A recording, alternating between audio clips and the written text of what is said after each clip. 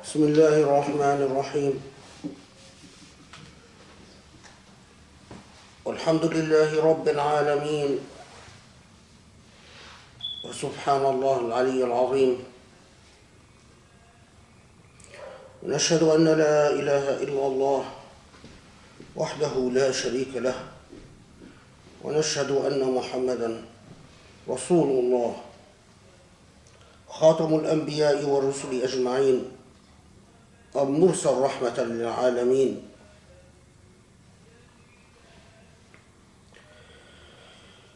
سبحان الله نؤمن به ونستعينه ونستجيره ونستهديه فإنه حقا من هدى الله فلا مضل له ومن يضلله فلا هادي له ونصلي ونسلم ونبارك على محمد وعلى آله وأصحابه ومن تبعه بإحسان إلى يوم الدين. يا رب نسألك أن تقسم لنا من خشيتك ما يحول بيننا وبين معاصيك، ونسألك أن تقسم لنا من رحمتك ما يقربنا من طاعتك، ونسألك يا رب أن ترزقنا من اليقين ما يهون علينا مصائب الدنيا وأحداثها.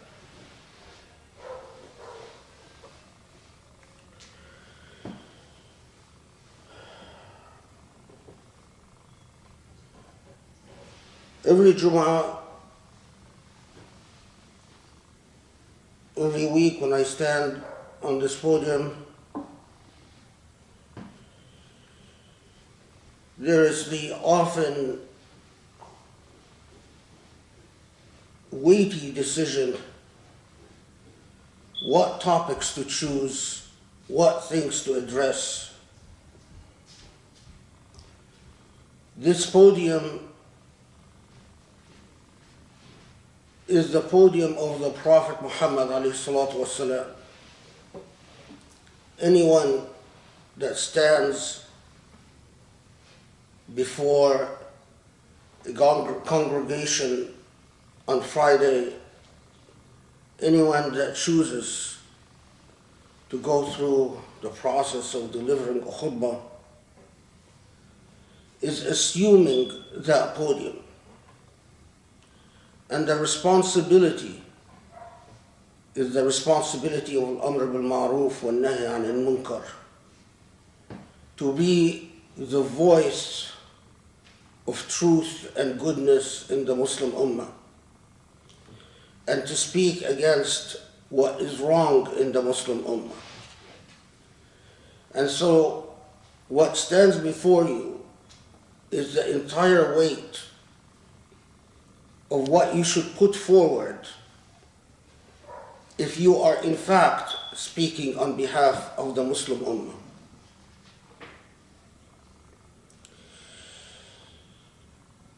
And it is always a tough decision because there are always so many challenges. And the challenges sometimes seem overwhelming because there are all pressing challenges.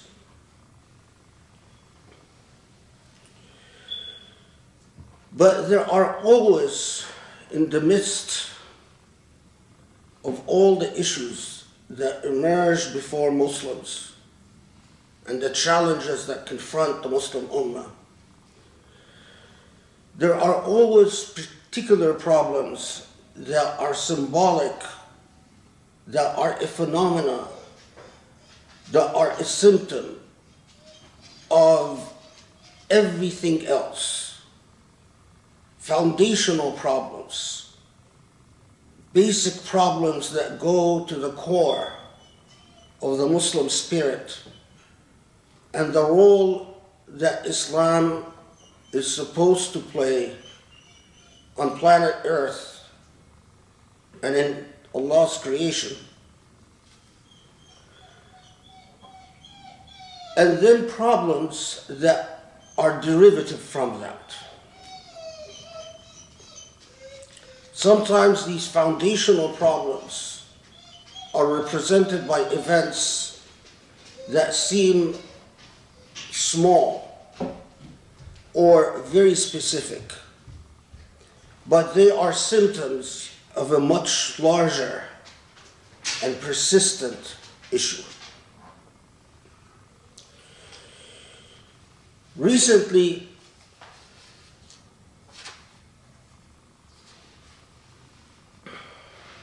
a friend showed me a news item where Sheikh bin Bayyah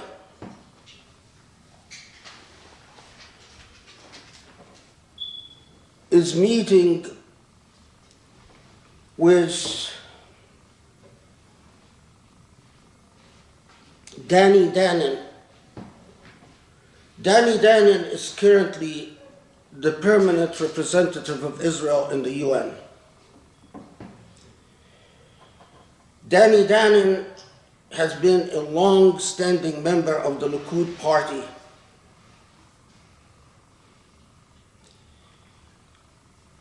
And has done some things to serve his country. He sponsored legislation in his country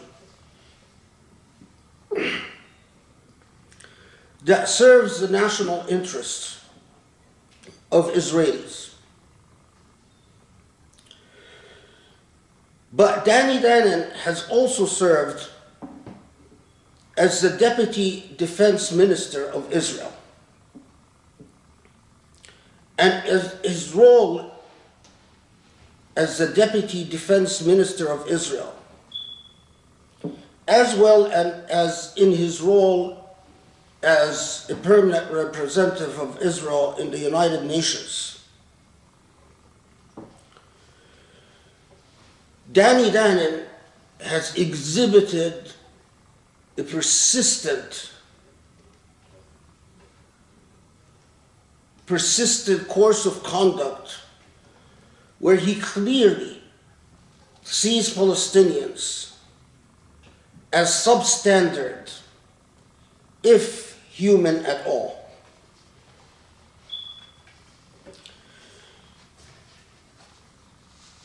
So that same person who seems civilized, moral, conscious of the social problems that confront Israeli society,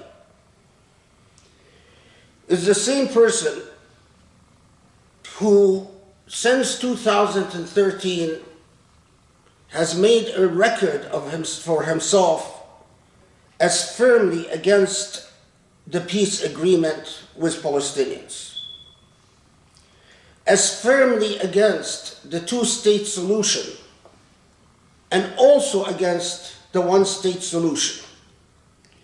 As far as Danny Danon is concerned, Palestinians should live in subjugation indefinitely and forever. Danny Danon has consistently maintained that Israel should annex the West Bank, simply steal the land, and Palestinians should live like animals, taking whatever the Israelis give them without further ado.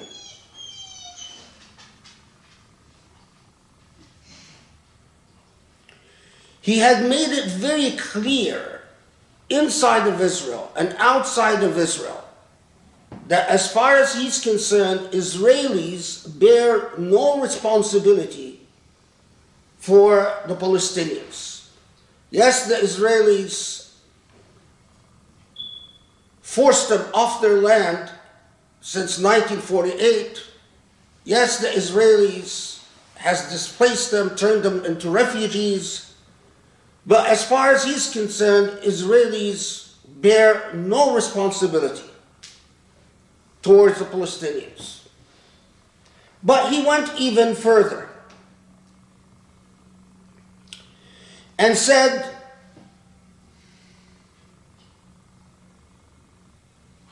when he believed that when Gaza was launching rockets at Israel, his response was that we ought to delete one neighborhood in Gaza in response for every rocket launched. In 2014, he advocated cutting off all electricity and fuel supplies to Gaza and starving the Palestinians like animals. And again, in 2014, in response to an Israeli soldier being captured in Gaza during the Israeli invasion of Gaza,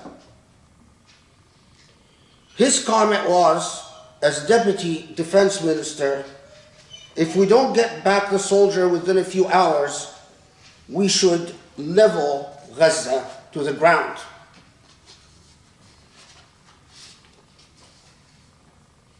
So it is clear that you are not dealing with a dove of a sort or another. Danny Dannon's father himself was killed in the war of attrition with Egypt and Syria, although Danny Dannon's father was an Egyptian citizen before he migrated to Israel. In other words, Danny Dannon's family has lived in Egypt for a long time, but nonetheless, although half Arab, half Egyptian, Danny Dannon would have a fit if everyone ever suggested that in fact there is any Arab ethnic blood that flows in his body or Egyptian blood. So what is a supposed Muslim scholar like bin Bayyah doing meeting with the ex-deputy defense minister?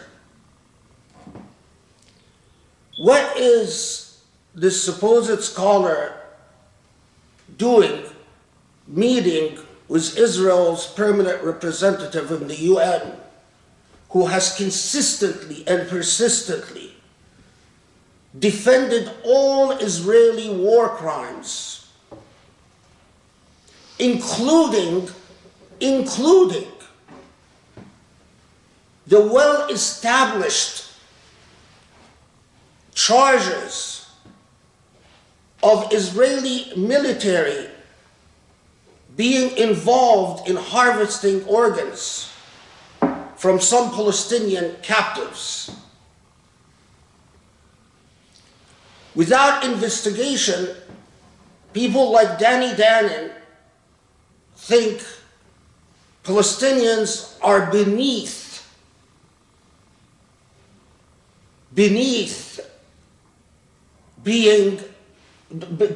any of the rights being recognized as human beings. And yet this Muslim scholar, supposed Muslim scholar, bin Bayyah, is meeting with Danny Dannon in the Emirat. Do you think bin Bayyah is meeting with Danny Dannon to remind him of the rights that are due to Palestinians? Do you think that he's meeting with him to urge that Israel end the occupation of the Aqsa Mosque? Do you think that bin Bayyah is meeting with him perhaps to project against the recent Israeli court decision that Jews have a right to worship in the Aqsa Mosque? Do you think that bin Bayyah is meeting with him to protest the fact that just this last week an Israeli court upheld the demolition of yet another Muslim cemetery in Jerusalem? Israeli bulldozers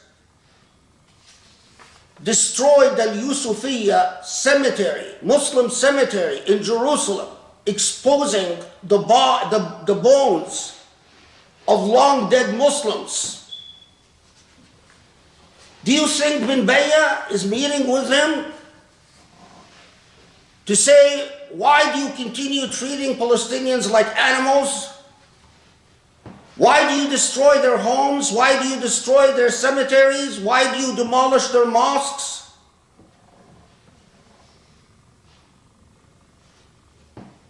How about all the Palestinians rotting in Israeli prisons? How about the long uninvestigated charges that Israelis have been involved in organ trade?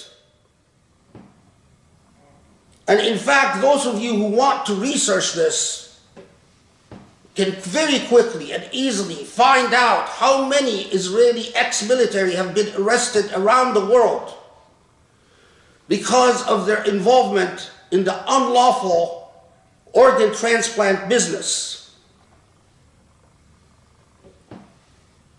I assure you that bin Bayyah is not meeting with Danny Danon for any of these reasons. And I am sure that if you ask bin Bayyah, he doesn't know why he's meeting with Danny Danon.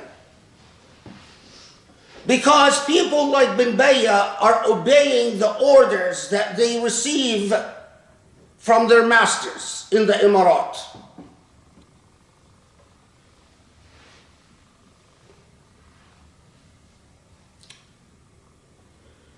The problem, though, that bin Bayyah has become somewhat of a phenomena for American Muslims.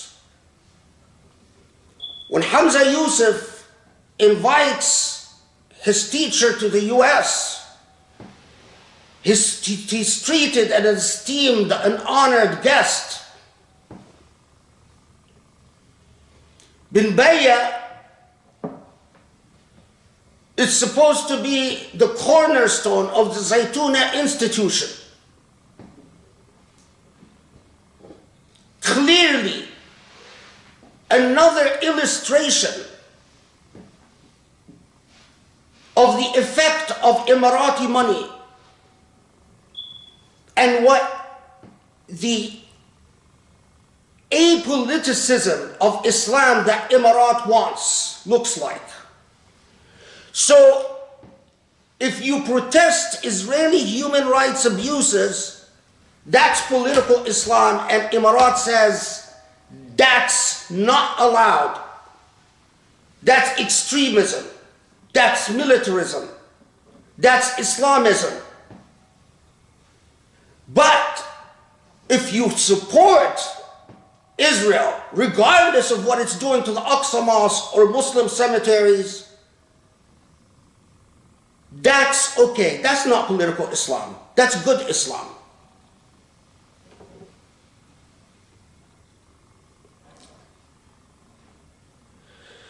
The problem is a serious one. Do you think bin Bayyah doesn't know what the Quran says in Surah Al-Mumtahinah?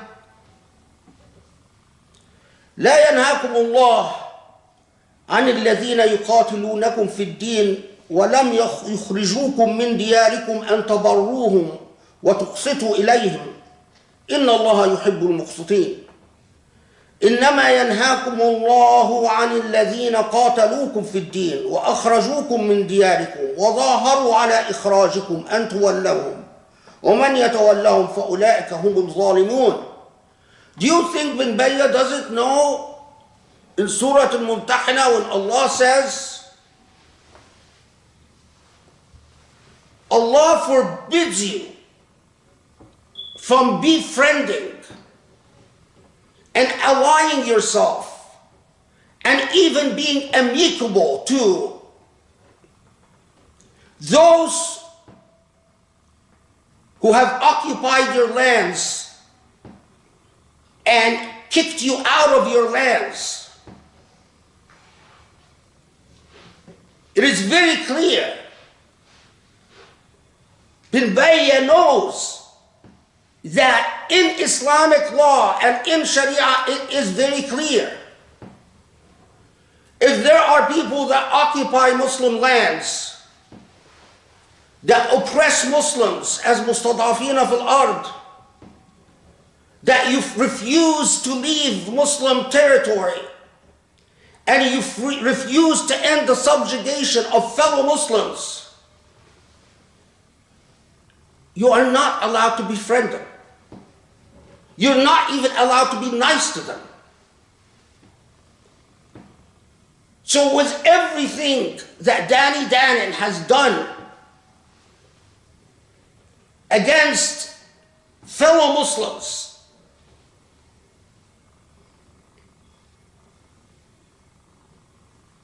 Bin Bayyah, again, like all the fuqaha who are on the Emirati payroll,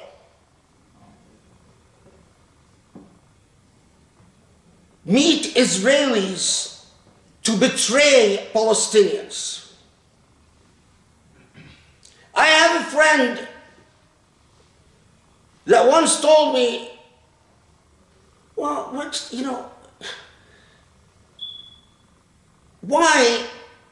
why should all Muslims keep making a big deal about the rights of Palestinians? Aren't there other Muslims suffering in the world? My answer to him was yes. But if you are willing to forgo your rights and your dignity, when it comes to the Aqsa Mosque and the heartland of the Muslim Ummah, then you are not going to uphold the rights of Muslims anywhere else. And true to form, the likes of Bin Bayyah and his institution in Zaytuna and his student in Hamza Yusuf are like the agents of colonialism. They're there to tell the natives who are colonized and oppressed that your colonization and oppression is natural. And in fact, morally inopposite, morally neutral.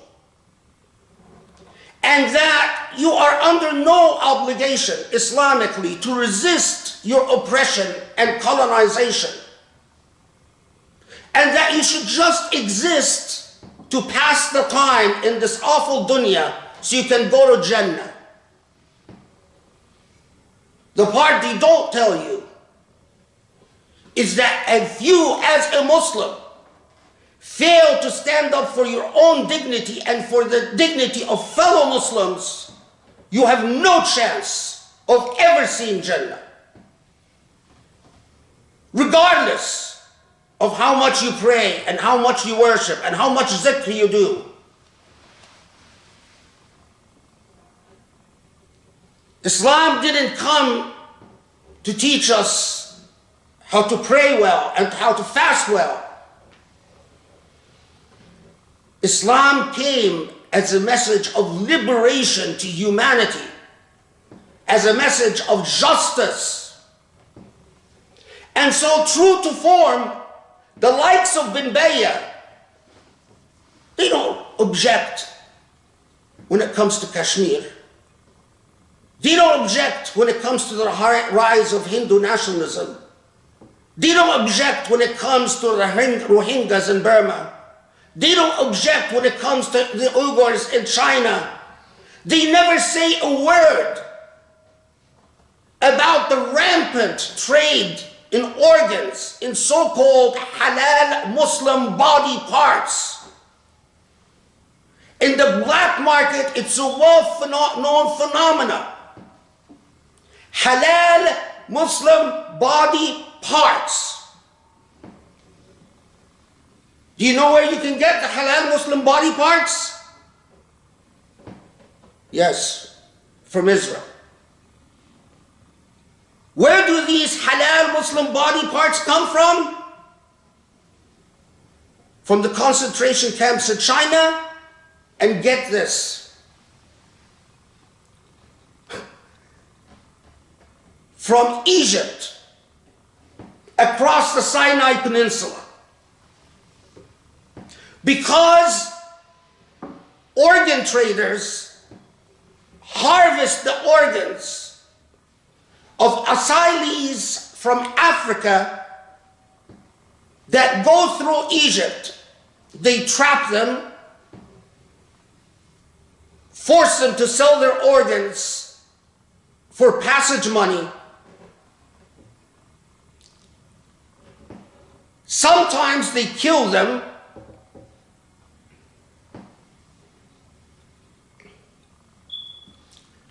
And street children in Egypt. Unfortunately, now it is clear that the Egyptian military is involved in murdering street children in Egypt, harvesting their organs, sending them to Israel, which has a wonderful black market in halal body parts. Kidneys, livers, hearts, eye corneas. Why is there such a robust trade? Because the Arab world has a very high rate of kidney failure and liver failure. Why? Because of the high rate of alcohol consumption in the Gulf countries, and the high rate and the spread of hepatitis C in the water of many Middle Eastern countries. Hepatitis C causes kidney failure, alcohol causes liver failure, other diseases spread in the unclean water of the Middle East causes all types of different eye diseases. So it is now a well-known fact. You need a body part, you can buy a body part from Israel.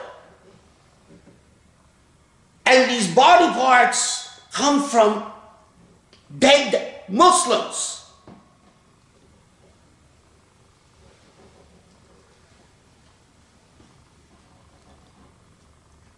You will never hear bin Bayyah talk about that. You will never hear Hamza Yusuf talk about that.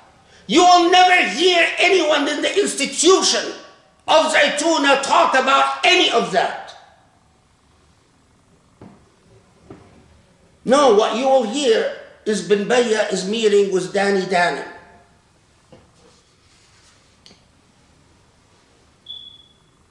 At the same time that the Israeli court upheld the supposed right of Jews to pray in the Aqsa Mosque, at the same time that Israel continues destroying Muslim cemeteries and Muslim historical sites in Jerusalem, changing the face of Jerusalem forever. At the same time that the rise in extremist Jewish nationalism goes unchecked. Most of you, I am sure, don't know this,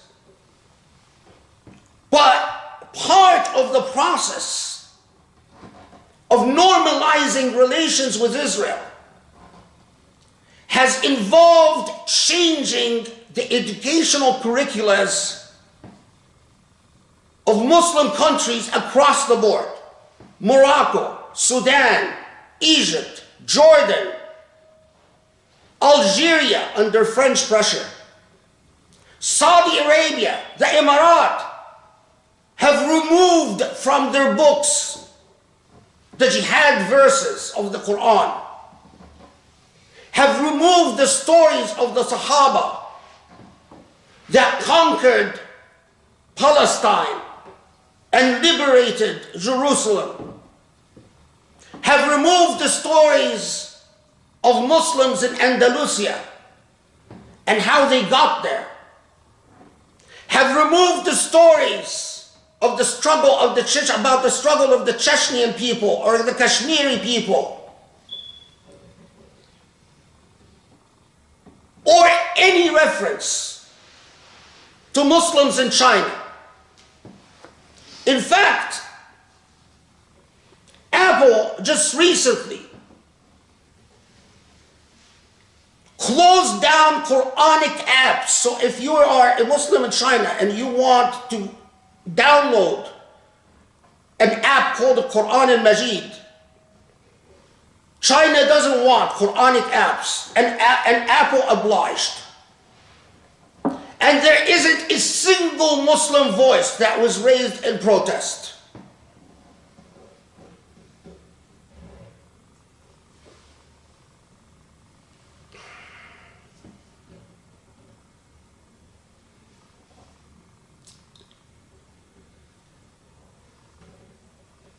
While all these Muslim countries are hurling to whitewash Muslim history and the Quranic narrative, all you have to do is watch Israeli TV for one day. I will never forget. So if something broadcasted on Israeli TV, a researcher goes into an elementary school in Jerusalem, a Jewish school. All the young students in the school are wearing the yarmulke. And he asked the students, how many of you know where the Aqsa Mosque is? All the students raised their hands. How many of you believe that by the time you grow up, and these were 4th or 5th graders, by the time you grow up, the Aqsa Mosque will be gone and the temple built upon the location of the Aqsa Mosque? All the students raised their hand. How many of you believe that the Palestinians are equal in humanity to Jews? Not one student raised their hand up. No one talks about Israeli curriculums. No one talks about what is taught in India about Muslims. No one stands for Muslim rights. If you can't look to your scholars to uphold what is a principle, to stand for something, then what remains?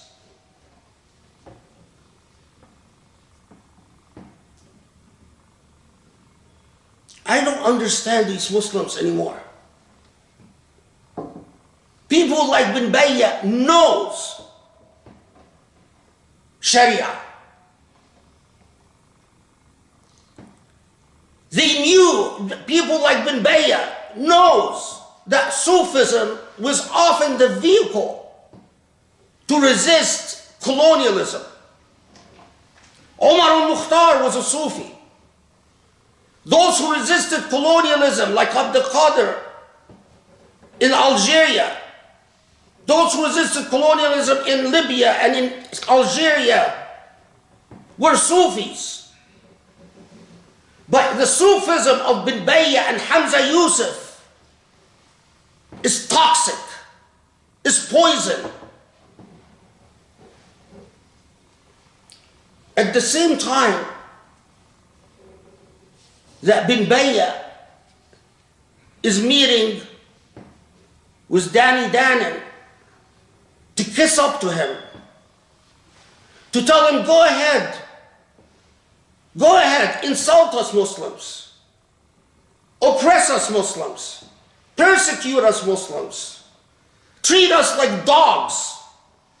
We don't care how you treat fellow Muslims as long as you treat me individually as a dignitary and as an important person. Isn't that the Islam of bin Bayyah and Hamza Yusuf and Zaytuna? As long as Hamza Yusuf is treated as an honorary guest, you can do whatever you want with the Palestinians. As long as bin Bayyah is treated as an honorary guest, you can do whatever you want to Chinese Muslims. As long as both of them are treated as honorary guests, you can do whatever you want to Indian Muslims.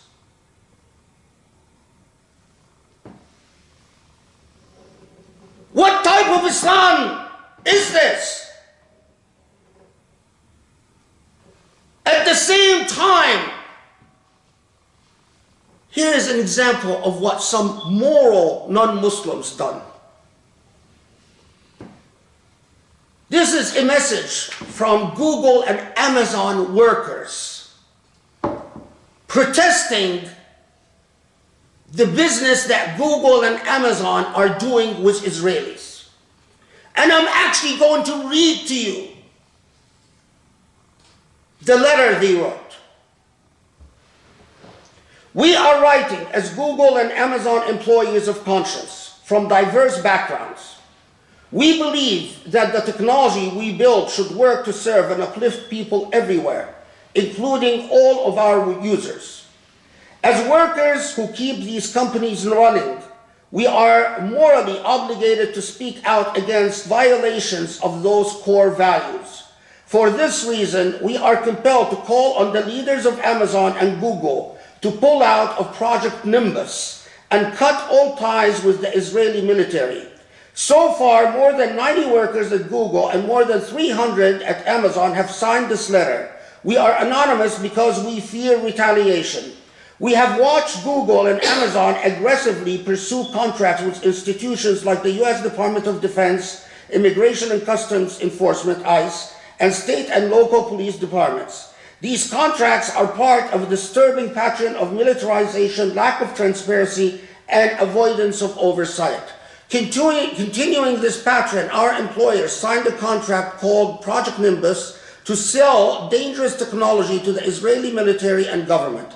This contract was signed the same week that the Israeli military attacked Palestinians in the Gaza Strip, killing 250 people, including 60 children.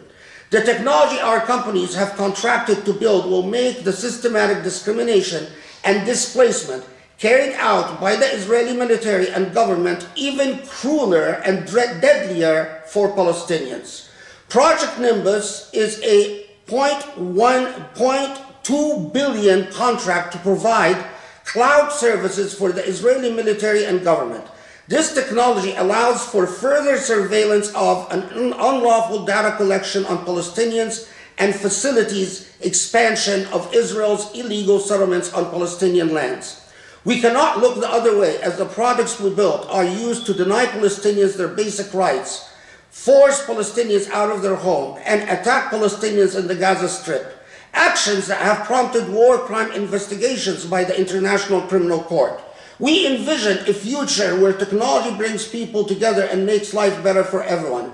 To build that brighter future, the companies we've worked for need to stop contracting with any and all militarized organizations in the US, beyond, and etc., etc. This is a letter by Amazon and Google workers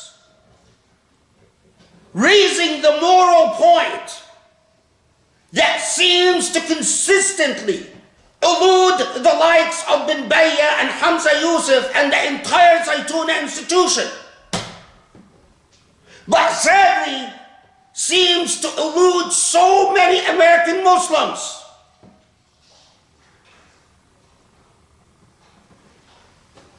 These Amazon and Google workers put Muslims to shame.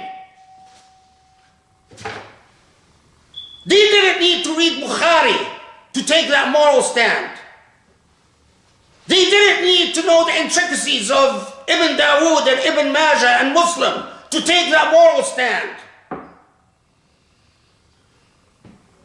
They didn't need to pontificate about hijab and the voice of women is awra or not to take that moral stand.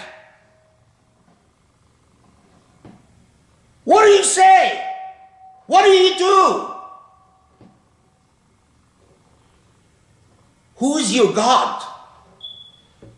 What do you worship? أقول قولي هذا واستغفر الله لي ولكم وأسأل الله يستجيب لكم. بسم الله الرحمن الرحيم والحمد لله رب العالمين وسبحان الله العلي العظيم.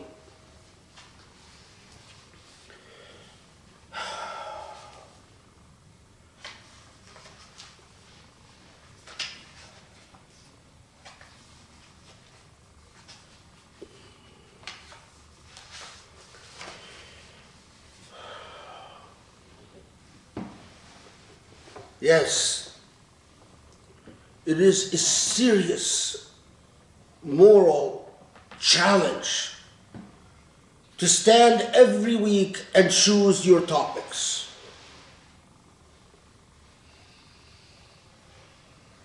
I don't ask myself whether others are fulfilling their end of the bargain. I don't ask myself whether those who also choose to stand on the pulpit of the Prophet every Friday, in fact, do call for what is good, al-amr bil-ma'ruf and nahy anil-munkar. I only ask myself the following question. If this is my last Jummah, if I don't make it to the next Jummah,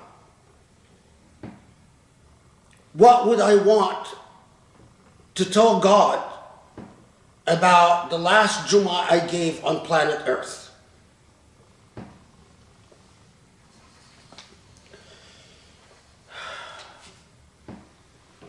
What do you do? What do you do with your Muslim ummah when betrayal and dishonor and outright violation of everything that Islam stands for has become the norm? What do you do when someone like Yusuf al-Qaradawi is trapped in Qatar, his children rotting in prison in Egypt?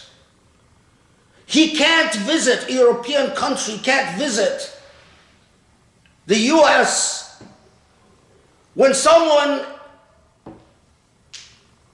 like Salman al-Auda is rotting in an a Saudi prison, and someone like bin Bayyah is flying around like a VIP, no morality, no ethics, in fact, no Islam, no Sharia, nothing. A blank page. A blank page upon which the shaitan can write whatever the shaitan wants. And his student goes around pontificating about Islamicity and what Islam stands for, and Muslims like sheep herded to the slaughter, listen and clap and say, MashaAllah, Subhanallah. What do you do? What do you do when the custodian, the country that is supposed to be the custodian of the two holy sites, spends $400 million buying a soccer team, not developing technology, not doing scientific research, not helping the displaced Rohingyas, not helping the Uyghurs in China, not even helping Palestinians, because Saudi Arabia has terminated all aid to Palestinians, but investing in a soccer team. And you have tons of Muslims like sheep clapping, praising MBS. Why? Well, after all, Saudi Arabia has planned 7,000 major entertainment events costing billions of dollars, where they fly Western artists from all over the world to come perform in Saudi Arabia, spend millions and millions of dollars. Meanwhile, Muslim scholars continue rotting in Saudi prisons. People like Salman al-Oda, his trial keeps being postponed as the prosecution insists that he should be put to death. What is wrong with us? Are we possessed?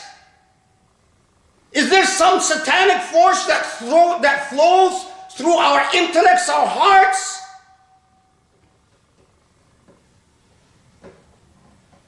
What is going on?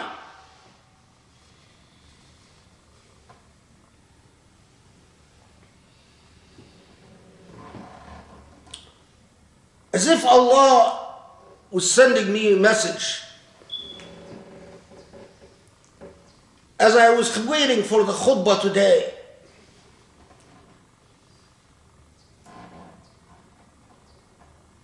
I remember my wife came up to me yesterday and said, "You've learned Aramaic, you've learned Hebrew. Is anyone else in the Muslim world talking about the type of things you talk about when it comes to the Bible and what the Bible says as opposed to what the Quran says? Is there anyone else who's doing this work or has this ability, has this knowledge?" And as I was waiting for the khutbah today, on YouTube pops up the image of Ahmed Sabiah. Another symbolic event that speaks volumes. No, I will not drop it. I will go to my grave. I never met Ahmed Sabiah. I don't know him from Adam. All I know is what he stands for, what he represents. As rappers and pop artists are paid millions of dollars to go to the land of the Prophet to sing and dance, as Salman al-Oda sits in a Saudi prison, Ahmed Sabiah, a man whose only crime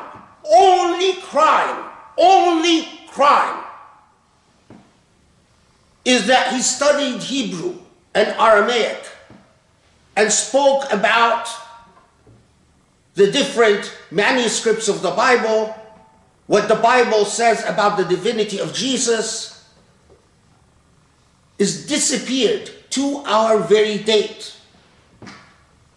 Arrested by Egyptian security forces, and no one knows anything about him to our very date.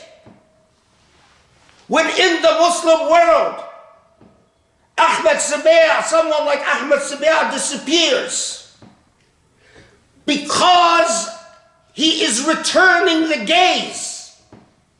That's all he's doing. That's all he ever did. Never was a member of any Islamic group. Never spoke about politics. Never said anything about anything except the history of the Bible and the theology of the Bible. And someone like that disappears. And someone like bin Bayyah doesn't say a peep.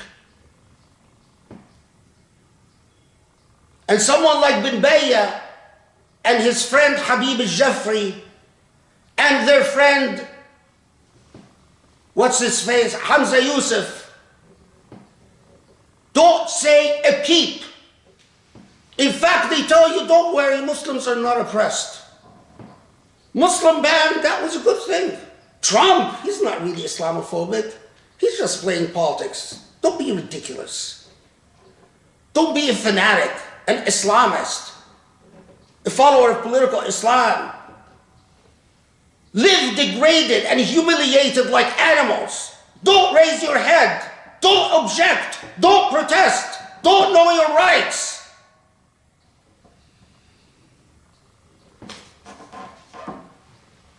Ahmad Sabir is a symbol for what ails us as Muslims all over.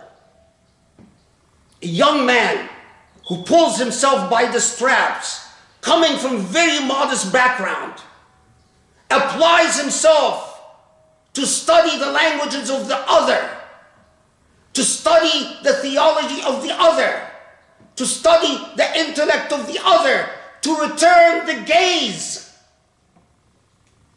The other can pick up the phone and tell the land of Azhar,